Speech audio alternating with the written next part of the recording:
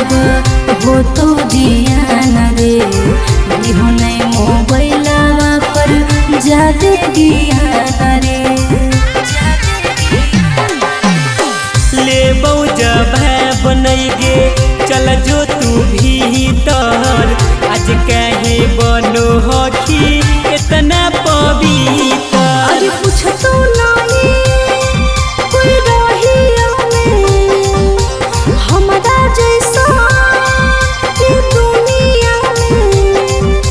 पूछ तो नहीं कोई रहिया में हमारा जैसा दुनिया में लग तो तोरा बुखार उजाड़ी देबोगे छौड़ी सजल जाए मैं बहताई देबोगे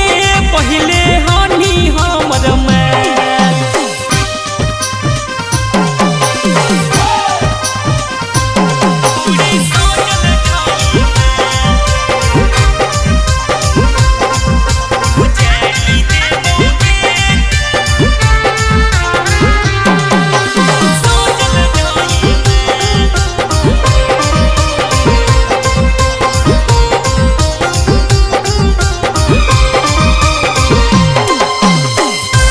चाहे पूरा तोरा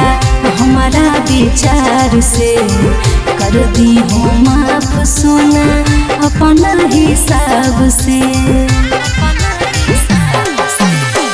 की बोलो हखी छौड़ी अखिया के फाड़ के जीबो जड़ बाकी जहिबो